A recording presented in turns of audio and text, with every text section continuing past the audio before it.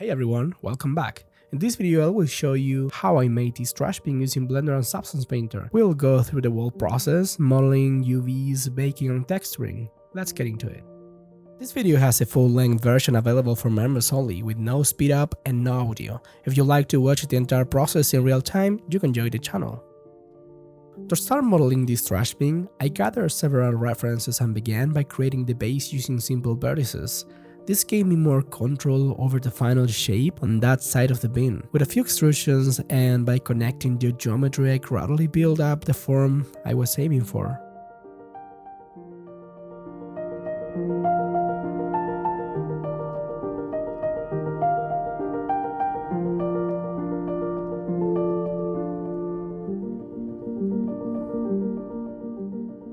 For this project, I decided to keep most of the trash bin in a single mesh. Even if it looks simple, the geometry is a bit more tricky than usual. There are a lot of curved areas and parts that go inward, so modeling it was a bit of a challenge and something different from what I usually do.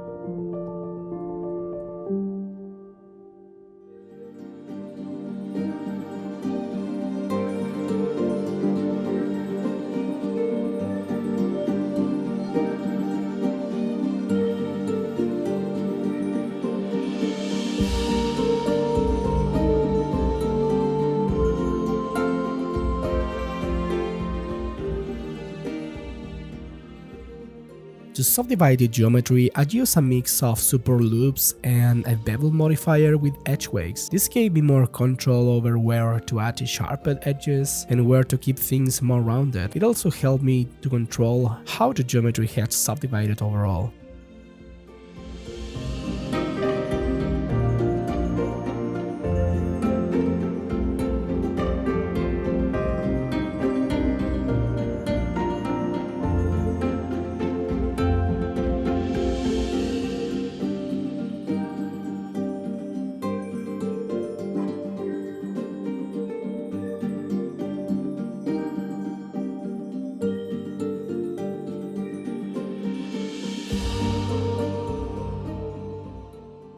To model the wheel, I started with a 16 vertex circle and extruded faces to match the shape I saw on the reference. For the tire thread, I decided to bake them into the texture of the low poly, so I modeled them separately on top. I used an empty with the array modifier to repeat the pattern around the wheel. That way, I only had to model one piece.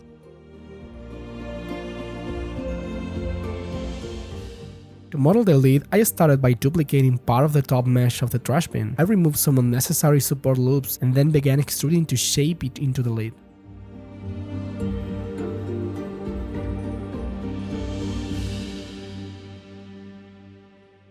For the hinge part, I simply extruded a section from the lid to match the hinge area on the main body of the trash bin. This way I could later add a simple cylinder to act as a hinge that lets the lid open and close.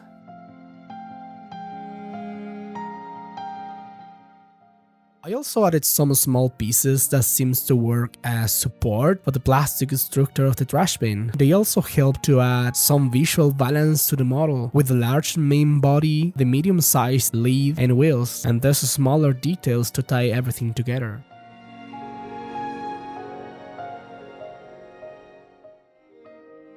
I started the low poly optimization by working on the smaller pieces first. I added seams in the right places and marked a sharp edge on each seam. Then I used the wake the normals modifiers to make sure the shading looks correct on all faces of the low poly model.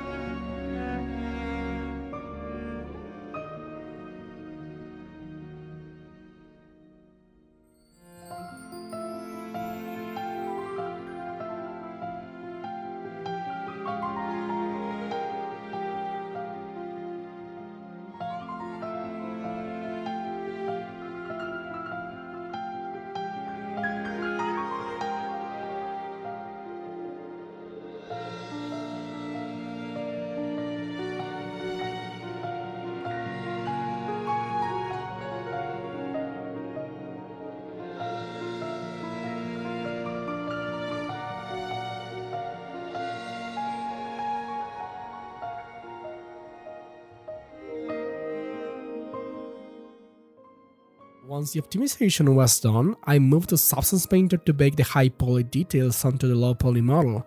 Using Substance Painter, new AutoCage tool saved me a lot of trouble during baking. It's a really useful feature and hasn't given me any problems so far. I baked the textures at 8K resolution to get the best possible quality.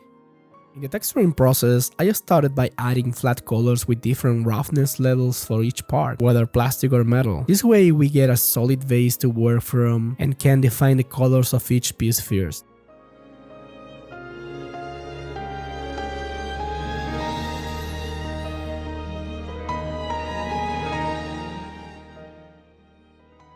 I also added a layer with an ambient occlusion generator to create shadows on the model. This helps give more depth to the textures and prevents it from looking flat.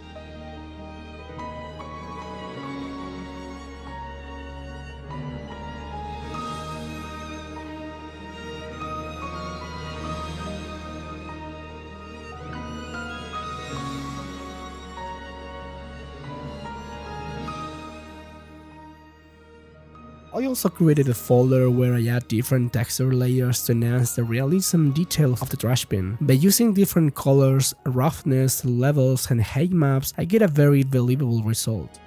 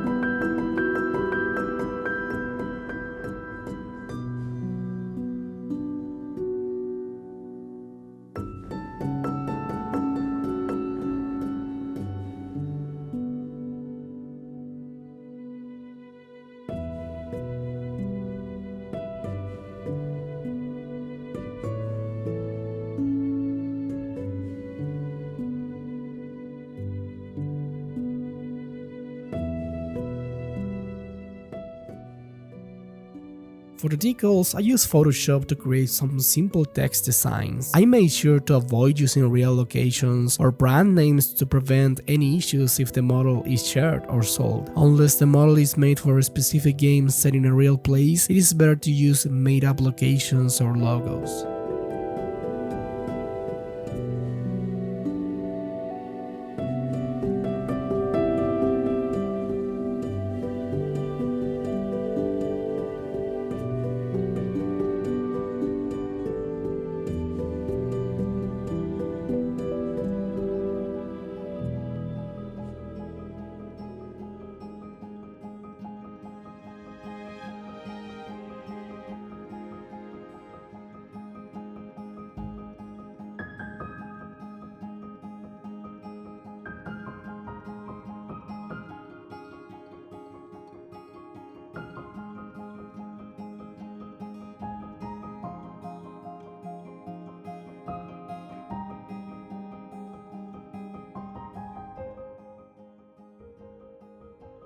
The final model ended up with around 5K triangles, which is pretty reasonable considering their geometry. The lid can open, the wheels can move, and the inside is fully modeled, so we have a lot of flexibility when placing it in a game engine. It can be shown open, closed, tipped over, or even with trash bags inside.